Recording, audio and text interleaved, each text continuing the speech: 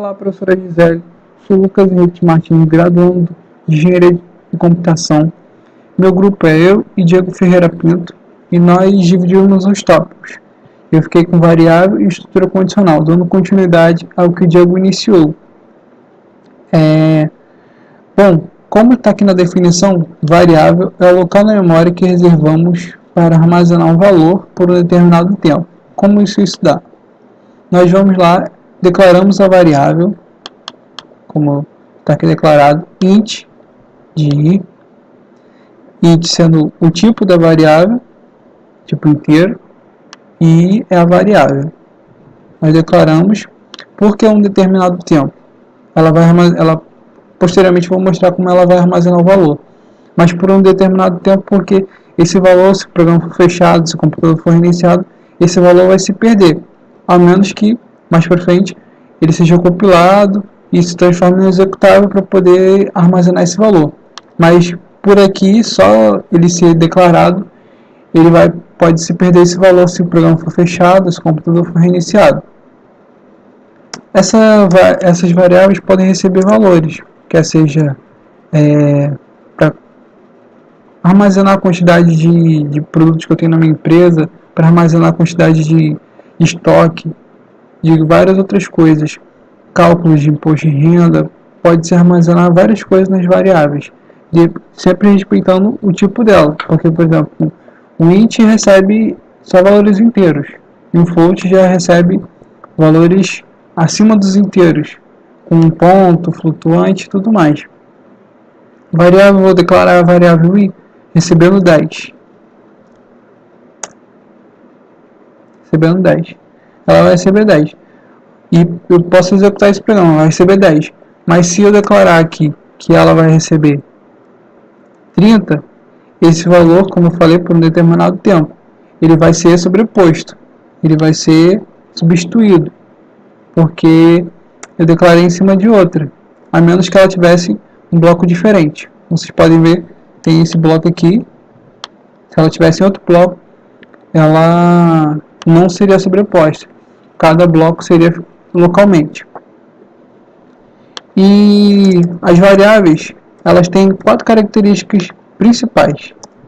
A primeira característica principal dela é que toda variável ela possui um nome, como eu já mostrei. Quando eu declarei, um exemplo disso é quando eu declarei variável do tipo inteiro, eu declarei o i. Toda variável também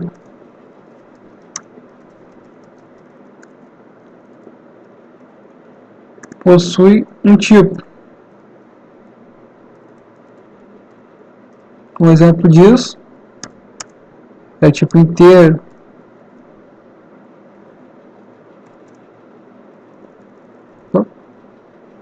Deixa eu comentar aqui esse código.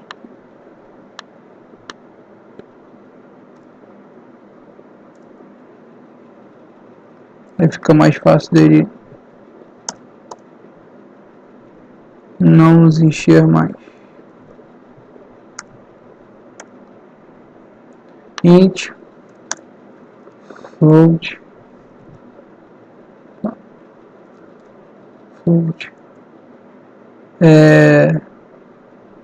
double e vários outros tipos. Um caractere que só recebe letras. E toda variável ela tem um tamanho.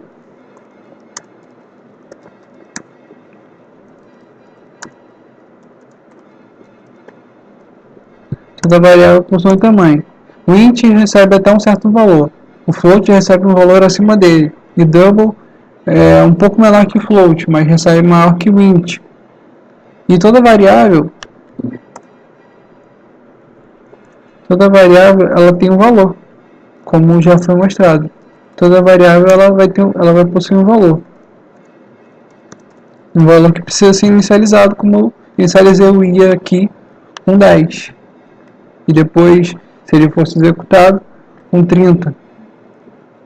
E assim encerra a aula sobre variáveis. Boa tarde, professora Gisele. Eu sou Diego Ferreira Pinto, sou graduando do curso de Ciência da Computação da Universidade Carioca do Rio de Janeiro e vim falar hoje sobre emitividade supervisionada. Meu grupo sou eu e Lucas Henriques Martins e nós dividimos da seguinte forma: eu vou falar sobre estrutura sequencial e estrutura de repetição, como a senhora pode ver ao lado, e o Lucas Henrique vai falar sobre variáveis e estrutura condicional. Tudo bem, vamos lá. Estrutura sequencial. O que é uma estrutura sequencial? Como um algoritmo, né? Estrutura sequencial é uma sequência ordenada de instruções que seguem-se umas às outras. O algoritmo é uma sequência ordenada de passos para a resolução de dado problema. Muito semelhante. Como acontece isso? Dentro do nosso algoritmo, dentro do nosso programa, a estrutura sequencial, quando termina uma linha de instrução, ela passa para a próxima linha, a linha de baixo, a linha seguinte, e assim passo a passo, até que chegue à última linha do programa e não tenha mais nada para fazer. Essa é assim que teoricamente funciona a estrutura sequencial. E ela é dividida em 3 etapas. Como a senhora pode ver ao lado, é a etapa de entrada, de processamento e de saída. Ok? Vamos para um exemplo. Vou mostrar um exemplo, que é um exemplo bem corriqueiro, sobre notas, né? Como ao lado, eu já deixei um exemplo pronto para agilizar. Deixa eu só aqui dar uma olhadinha aqui. Deixa eu dar um zoom. Ok. Tudo bem, o que esse programa está fazendo? Eu deixei aqui separado as partes, né? Essa é a parte da entrada, essa é a parte do processamento, essa é a parte da saída. Aqui no nosso papel, o print, na verdade, ele faz papel de saída, que é a amostra de uma informação em tela. E o scan, o de entrada, que é a captura da informação do mundo exterior, que um usuário vai passar, para o mundo interior, que vai ser propriamente para o algoritmo. Então o que ele está fazendo? Ele está escrevendo algumas coisas aqui na tela, isso aqui é só para orientar o usuário. Ele está dizendo que quer uma nota, quer pegar uma nota nessa linha, né? E terminada essa linha, o que ele vai fazer? Ele vai mostrar outra vez em tela e vai capturar outra informação, mostrar outra vez, capturar outra vez. E é assim que ele vai funcionar sequencialmente. Terminada essa etapa de captura das informações do usuário, então ele parte para a parte do processamento, que é essa parte ao lado que a gente consegue ver, e vai processar essa informação a título de essa informação está mais completa, está mais usável, sei lá, coisas do tipo. E aqui ao final a gente mostra em tela essa informação para o usuário. Então vamos executar esse programa para ver como é que vai funcionar. Tá aqui do outro lado. Isso. Vou deixar bem aqui assim para a gente ver. Tá, então ele está pedindo para eu entrar com um cálculo. E aqui a gente está nessa linha aqui, exatamente. Nessa linha. Tudo bem, vamos lá. 10. Digitamos o 10, ele passou para essa linha aqui. Quando ele fica osciloso, aquele cursor, é porque a gente está aqui, ó, já esperando a informação do usuário. Então vou digitar aqui rápido 10 notas, pronto. Ficou ocioso aquele cursor esperando uma informação, como a senhora viu na primeira linha. E depois disso ele fez o processamento. Digitado as 4 linhas, ele fez o processamento, é uma coisa que a gente não consegue ver, interno do programa. E ao final disso tudo ele imprimiu em tela média. Depois a gente podia ter quebrado uma linha aqui, mas não fez muito estresse. Bem, é isso. Bom, dando continuidade ao nosso trabalho de introdução à programação, vou continuar falando agora sobre, realmente falei sobre variável, agora eu vou falar sobre estrutura condicional. Bom, vamos a um pouco de teoria. Estrutura condicional, quando a gente começa a trabalhar com estrutura condicional, a gente começa a ter uma certa inteligência no nosso programa. A gente começa a estudar mais a fundo a lógica de programação, começa a ter uma tomada de decisão, como está aqui escrito. A tomada de decisão permite executar instruções baseadas em condições pré-programadas. Ou seja, agora nosso programa vai poder tomar decisões por si, mas com as instruções que a gente vai passar para ele. Um exemplo, em um programa o usuário vai lá e digita o valor errado, o valor que não é permitido. Aí o nosso programa vai retornar para ele falando assim, o valor tal está incorreto. Digite um valor correto. Ou esse programa, como bem simples, a gente pode fazer um cálculo da média escolar de um aluno e verificar se ele foi aprovado ou não, como vai ser no exemplo aqui que eu vou fazer. Deixa eu abrir aqui Como o nosso tempo é bem reduzido, eu já digitei os códigos e vou numerando cada um. Bom, declare a classe principal. O nosso algoritmo nosso código de estrutura condicional, como vai ser um cálculo de média escolar, coloquei do tipo float, porque vai ter ponto flutuante, é um número que vai sair quebrado. Então declarei um tipo float com 5 variáveis, sendo as 4 notas, N1, N2, N3, N4 e a média. E depois eu inicializei todas as variáveis, N1, N2, N3, N4 e a média igual a 0. E vou colocando para o usuário, para imprimir na tela do usuário, daqui a pouco eu vou executar a média escolar. E que o usuário vai digitando e o programa vai recebendo e armazenando cada uma das posições, nota 1, nota 2, nota 3, nota 4. E ao final, ele vai calcular a média. A média somando as 4 notas e no final dividindo por 4. E é bom lembrar que tem a precedência de operadores, que tem que colocar entre parênteses, porque se deixar ele fora do parênteses, ele vai calcular a primeira divisão para depois calcular a soma. Então é ideal que sempre coloque dentro do parênteses para que ele resolva primeiro o que está dentro do parênteses para depois resolver a divisão, senão acaba dando erro. Aí então peço ao programa que ele imprima quanto foi a média escolar do aluno e logo em seguida vem a estrutura condicional, usando o if, que é se a média, como é na Unicarioca, se a média do aluno é maior ou igual a 7, ele vai imprimir você foi aprovado. Se for menor do que 7, então vai imprimir você foi reprovado. Agora vamos executar esse código. Vou digitar aqui. Nota 1, 8, 7.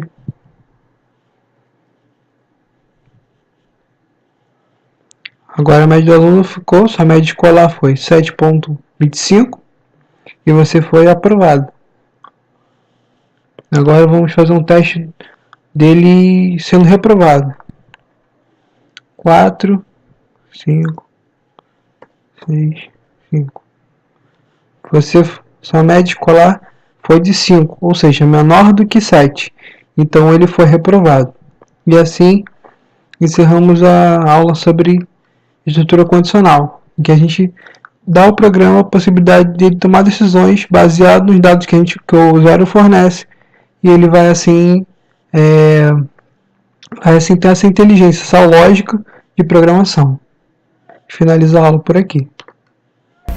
Olá, professora Gisele, estou aqui mais uma vez agora para falar sobre estrutura de repetição. Vou falar sobre 3 estruturas, como a senhora pode ver aí ao lado, e vou falar a diferença entre elas e o que elas têm em comum. A estrutura for tem a seguinte configuração. Eu preciso passar aqui uma variável que vai ser o meu contador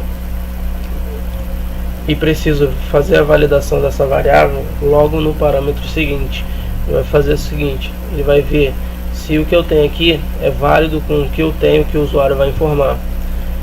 E aqui eu preciso incrementar esse valor. while. Qual é a diferença do for para o while? O for a gente geralmente se dá aqui com números já feitos, por exemplo 10, com alguma coisa que a gente saiba o valor que o usuário vai passar. Já o while não, o while já executa dada quantas forem as necessidades do usuário, e é muito mais fácil a gente utilizar quando a gente não se sabe o while, porque a gente vai simplesmente fazer assim, eu vou trabalhar com o while porque vai ser mais simples de controlar essa estrutura do que com for, é mais complexo. While e do while, a particularidade entre elas é que no do while o programa vai ser executado pelo menos uma vez. Por quê? Porque o teste condicional é ao final e não ao início, como o while é. E necessariamente essas duas aqui eu preciso inicializar como for e incrementar, já que a configuração dessas duas estruturas não são parecidas com a do for. Só tem o teste condicional, então necessariamente eu vou precisar incrementar e inicializar isso daí. E vamos para o programa. Eu já deixei aqui uns exemplos, esses dois exemplos, vou falar bem rápido sobre eles para não estourar o tempo. Vou começar com for. Usei o mesmo programa da aula passada, né? Nada mudou, só acrescentei o aluno aqui e tudo mais. Aqui eu estou fazendo o seguinte, eu estou retornando uma informação do usuário, que vai ser a informação que eu vou utilizar para controlar a minha estrutura.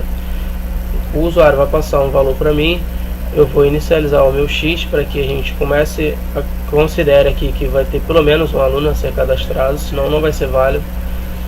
Então estou passando aqui para o meu programa que o meu X vai começar com 1 e vai ir até o valor que o usuário digitar, sei lá, 2. E ao final da execução de toda essa estrutura, ele vai incrementar mais 1. Vamos fazer um teste. Ó. Aqui, tela. Por exemplo, 0.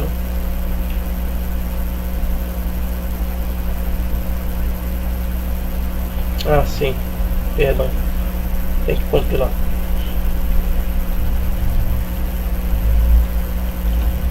Zero, não tem que executar. Isso deu aquele erro porque estava com do while. Não tem que executar nada. A gente digitou 0, 0 é menor do que 1, então não atendeu a condição. Agora, se a gente digitar 2, vamos lá, aluno A 10, 10, 10, 10 e aluno B 9, 9, 9, 9. Pronto, satisfez as duas condições. Agora vamos para o outro.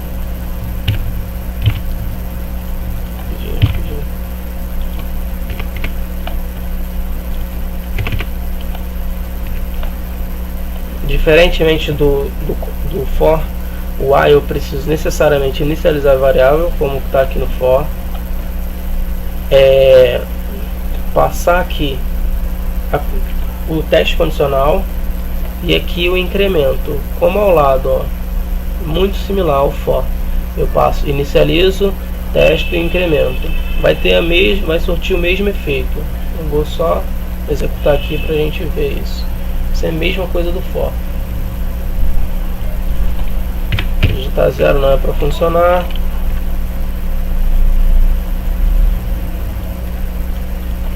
Digitar 2 é para só ir 2 vezes.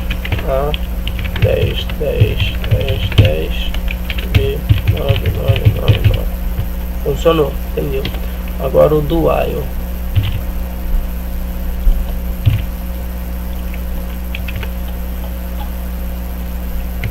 Uma particularidade do while é que esse programa vai ser executado pelo menos uma vez. Por exemplo, lembra que quando a gente foi executar lá deu entre aspas um erro, porque eu esqueci de compilar, e esse erro era mais ou menos assim, ó. Eu digitei 0 lá, não era para ter funcionado com for. Já com o do while é para funcionar, porque ele vai ser executado pelo menos uma vez, porque o teste é ao final. Por exemplo, funcionou, ó, 9,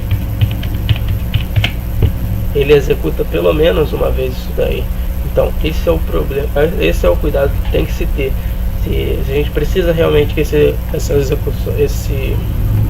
estrutura seja executada só uma vez, várias vezes, nenhuma, tem que testar antes, a gente tem que se adequar a isso daí. Isso aí vai ser com a necessidade do programador.